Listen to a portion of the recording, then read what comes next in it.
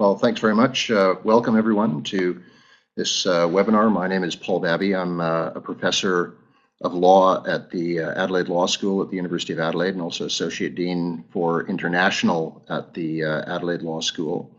And I'm going to speak for probably 10 or so minutes about the Adelaide Law School. And then if there are any questions that people have, very happy for you to type those questions in, as you have already done so in relation to letting me know if you could hear me. And by all means, type in any questions you might have about the program or the university or the law school, and I'd be happy to answer those. But I'll just introduce the law school, and where I'll start is with the university itself. So the Adelaide Law School is part of the University of Adelaide. The University of Adelaide is one of the oldest universities in Australia. It was established in 1874. It's part of what's known as the Group of 8 universities, and those are the 8 most prestigious and research-intensive universities in Australia. So the best way to think about that in terms of a Canadian or a North American student is, if you're familiar with the Ivy League universities in the United States, the Group of 8 universities in Australia are the equivalent of the Ivy League universities in the United States. So we're part of that university system, so we take very seriously the research that we conduct as academics. Which means that most of the academics who are at the university are, in fact, world leaders in their research areas. And in fact, that is the case also with the Adelaide Law School. The Adelaide Law School, which is part of the university, was established in 1883. It's the second oldest law school in Australia. In fact, it's one of the oldest continuously operating common law schools in the world. And we're celebrating our 135th anniversary this year. So as I say, we're part of a prestigious university, part of the Group of 8 university, and we're the second oldest law school in Australia. We've been consistently ranked in the top 100 law schools in the world. So we are ranked in the top 100 with similarly ranked Canadian law schools such as the University of Toronto and University of British Columbia. So if you're trying to get a sense of where we sit in terms of rankings, that's where we're placed in the top 100 in the world.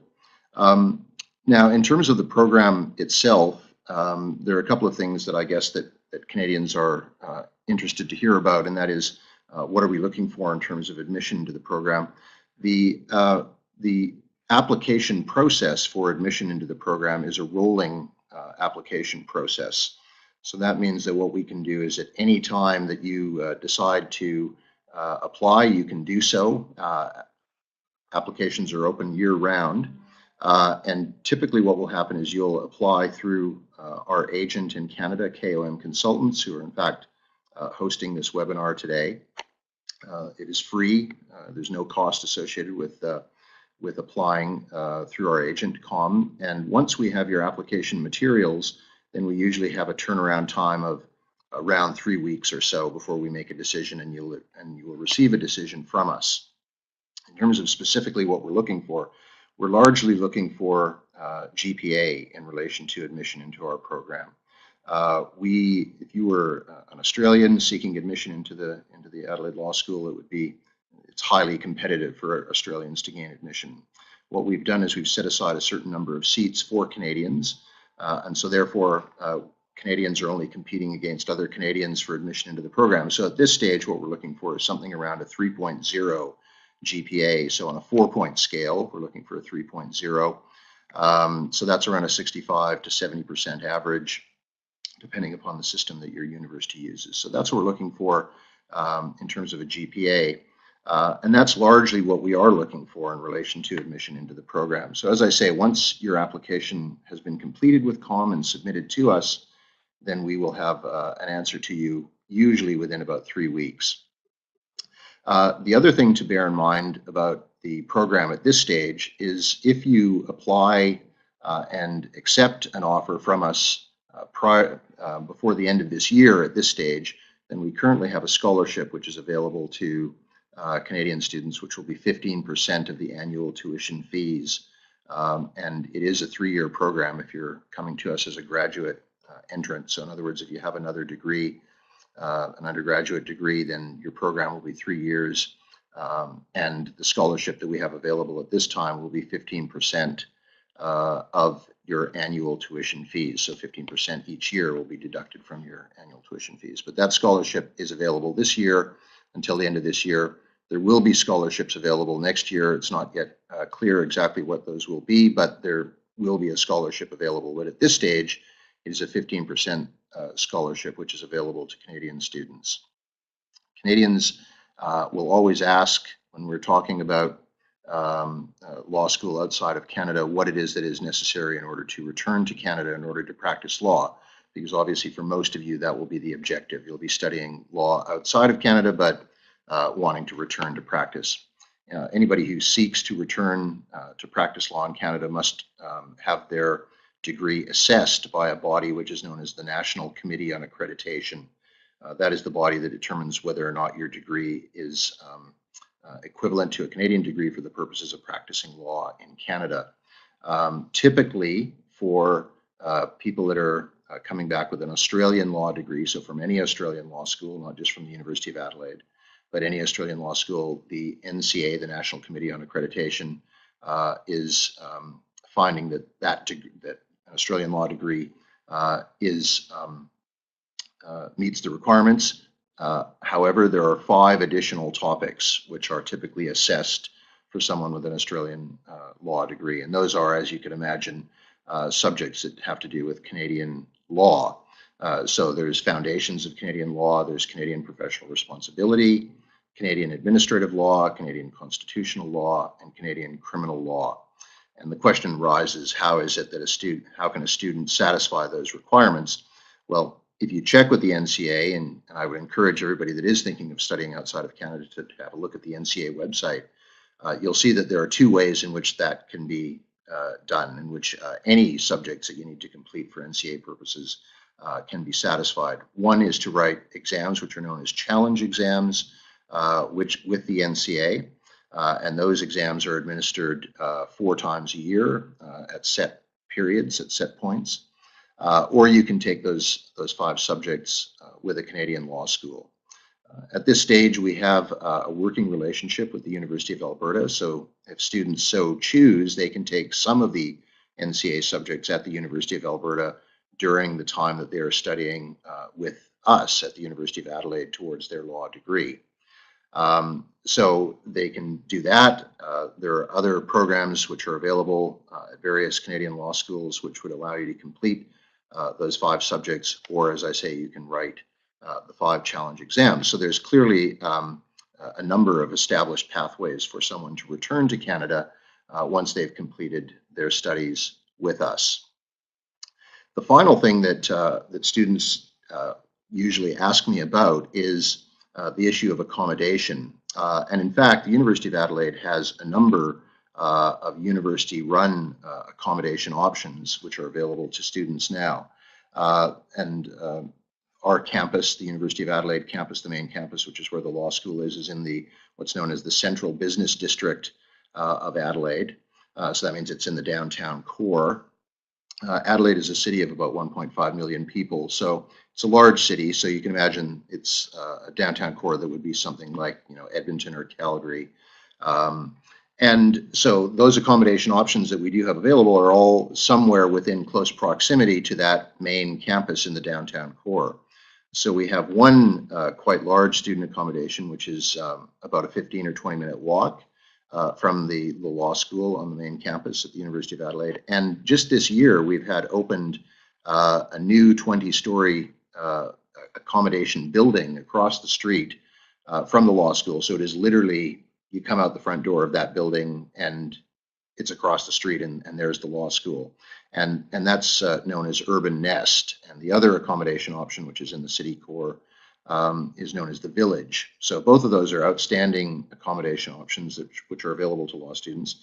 Urban Nest has a number of different accommodation options within that building itself, which are available to students. So if someone accepts an offer from us, then we then begin to work with our accommodation office in order to assist a student in terms of finding an accommodation option that will be suitable for them. A lot of students, once they come and complete their first year with us, will then look for private accommodation, and there's a great deal of private accommodation also available at reasonable prices within the city of Adelaide as well. So what I typically say to Canadians is we understand that if you're seeking to practice law in Canada, you're looking first at a Canadian law school for admission and to complete your law studies. But in certain circumstances, that may not work out. And what I say to students is then you can start looking at other options. And Australia is an option for people to look at for studying law. And within Australia, a good option is the University of Adelaide. And as I say, we're part of the group of 8 universities, so that gives you an indication of the way in which we understand our mission as a research university. So we are international leaders in the fields in which each of us works, that is the academics, the professors at the law school. And we are in the top 100 law schools in the world, consistently ranked in the top 100 since those rankings were first conducted in 2011. And each year, a new set of rankings is released by a service known as QS, ranking of world universities, and they rank law schools, and we're ranked in the top 100. So I'm really happy to be able to talk to you, and at this stage, I'm happy to open it up for questions. So if you do have any questions, by all means, please do type those questions in to the message bar at the bottom of your screen there, and I'll be happy to answer those. So I'll just, yes, so we've got a question. How many courses is a semester generally comprised of? That is, it's hard to say. Well, it's not hard to say, but it's not a completely straightforward answer. Whereas I understand that in Canada, typically speaking, as an undergraduate student, you would have sort of the same number of subjects per semester. Because law school, the courses can be different credit values, so it just really depends what semester of what year you're talking about. But typically, you would have 3 or 4, no more than 5 subjects in a semester. So usually it's around 4 subjects per semester. Depending upon the type of subject that you're studying, it could be that you have 3 if there's a very large credit value subject that you might have in one semester. So as I say, it can be anywhere, it's 3, 4, or 5, but it just depends upon the credit value and what year you're studying in the degree. So when you're starting off in your first year, I believe that it's 4 subjects per semester in each of the first 2 semesters of your first year. Right, so this is a question about what I was saying about the University of Alberta, and a student has looked into this and found that the University of Adelaide Overseas Study Office, or our Global Learning Office, lists the law exchange with Alberta as highly competitive. And then the question is, can I say more about that? I think that that's generally speaking what our international office would say about most of our exchange programs. The reality is there's two different things happening here. One is the true exchange. So someone who, for instance, is an Australian student studying law with us who would like to do an exchange semester at the University of Alberta. Then there's a process that they must complete in order to be accepted into that program. I think most of those programs are listed as being highly competitive. The reality is we probably wouldn't have more than 5 to 7 students that are interested in going to Alberta or to any of our exchange partners. And in fact, we have quite a number of exchange partners. We've got exchange partners in Asia, in Europe, in North America, both the United States and in Canada. So we wouldn't have a lot of students that are looking at going to each one of those on a yearly basis. So I think this is just a way of the international office indicating that it's important that you take into account the fact that you're going to need to apply and that it will be a somewhat competitive process, but I don't think that it's always necessarily such that you wouldn't be able to do that. Now, that's the straight exchange if you're an Australian student. If you're a Canadian student who is seeking to go back to the University of Alberta to do NCA subjects at the University of Alberta, that's a different process. That's a process which is really just initiated by me with the student in question, and then I deal with my relevant colleague at the University of Alberta Law School, Faculty of Law, in order to organize that semester time that the student will spend at the University of Alberta to complete NCA subjects. So it's a different process, and if you are a Canadian student and you want to do that, then you will be able to do that, but we just need to plan ahead of time. So usually what I would say is about 6 months before you'd want to go to the University of Alberta, you speak to me, and then we start working with the people at Alberta to organize that and make that in order to ensure that that happens at the time that you want it to happen at. So that is outside sort of the normal law exchange that you would see if you go onto the website and the Global Learning Office. So there's sort of two different processes happening there. But by all means, if it's the NCA process, then that's not going to be an issue for somebody who's a Canadian student that wants to go back to the University of Alberta to study those NCA subjects. That's not a problem. Yes, so there's a point there about whether you can see that in writing. Not really. I mean, I could certainly, if you'd like to get, I'm happy to get in touch with you, directly and have a conversation about it, and send you an email about how that operates. But we don't really have something that's in writing per se that's on the website at this stage. But I can tell you that we do have one student that's going to be doing that in the fall semester of 2019, and that's already been organized. And in fact, I was just at the University of Alberta last week, meeting with my colleague there, the vice dean of the faculty, to confirm that any students that come in that way will be able to do those NCA subjects. And it's typically done in the second semester of the second year of a student's time with us. So as I say, there's not something on the website that I can give you that, but I can give you an email, or we can have a conversation if you'd like on the telephone. There's a question about the yearly grade point average in order to stay in the program. Yeah, that is a good question. We don't typically we have a number of different options available to students in order to ensure that they're able to continue on in the program. So I mean, I have to be honest, I have not come across certainly not a Canadian student, and I think it'd be hard pressed to tell you any student that has had difficulty at the end of whatever processes are available that hasn't been able to continue on with their enrollment in the program. So there are a number of different options in terms of supplementary exams and all sorts of different ways in which we can do that. So I'd have to, I'll be honest with you, like I say, I have not come across this. I think I've been at the University of Adelaide for 20 years, and I don't know that I've come across a case where somebody has actually been excluded for academic performance. So I mean, I'm certain we have a policy about that. I couldn't tell you off the top of my head what that policy is, because it just doesn't become an issue very often. But I could certainly find that. If anybody is interested to know what that policy was, they could certainly get that and send that to anybody that would like to have it. Got another question about Indigenous law internships and other placement opportunities. We certainly do have Indigenous law internships which are available. My colleague Laura Grenfell at the law school is the person that deals with Indigenous law internships. And there's something called the Aurora program, which is an Australian program for Indigenous internships generally, but law as well. So there's another one of my colleagues that deals with that. So certainly we have that available.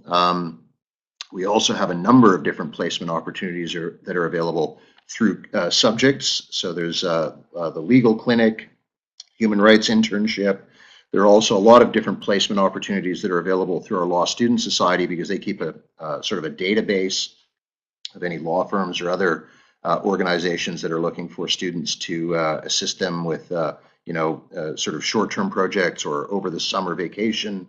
There may be research positions that are available at law firms. So there are in fact quite a lot of opportunities that are available once you get to the law school, both in a formal sense through subjects that you can take at the law school, and not informally, but there are other, as I say, the Law Student Society keeps a database of other positions that might be available to students. And there certainly are several of our Canadian students that have come over the years, have stayed on in Australia, in Adelaide, over the summer vacations and worked with law firms there to get that additional work experience. So yes, there's absolutely opportunities for you to do that when you're studying with us. Right, so then there's a question, how many law students are typically admitted to Adelaide Law each semester? So I said earlier that we've set aside a certain number of seats. We've got about 35 seats now that are set aside for Canadians. We've been doing this with Canadian students in terms of identifying the fact that we are an option for Canadian students for about 5 years now. We still don't fill the total number of seats that we have. So at the moment, we've got about, I believe, 22 or 23 Canadians studying with us. And what's happening is each semester, because students can start in either one of our semesters. So the academic year starts at the end of February, so students can start at that time, or our second semester starts at the end of July, so students can also start at that time. And what we found is that over the last probably year and a half, we've got about 3 or 4 Canadians which are starting with us each semester. So those numbers are increasing as time goes by. No, so there's a question about scholarships, and the question is whether or not there's an additional process in relation to the scholarship application. No, in fact, what happens is when you apply at this stage, when you apply for the program for admission into the law school, that is automatically an application for the 15% scholarship. And as I say, really at this stage, the scholarship is simply triggered by you receiving an offer and accepting that offer. And once you accept that offer at this stage, the scholarship is triggered. So you will receive the 15% if you receive and accept an offer before the end of this year. That's the way that it's operating at this stage. If it reverts to an older, if next year we revert to a different system which had previously existed for Canadians, then there is a small online application which you must complete in addition to your application for admission. But really it is not an onerous application process at all. But that's only if we go back to the system that existed prior to this year, which is the 15% scholarship. So as I say, if you receive and accept an offer before the end of this year, then you will also receive the 15% scholarship. So I think I will probably end there. And again, thank you very much for taking part in the webinar today. So thanks very much, everyone. Best of luck with everything. And by all means, as I say, please, if you have any questions or you'd like to talk to me further about an application, please do get in touch with me, and I look forward to hearing from you. Take care. Good luck. Bye.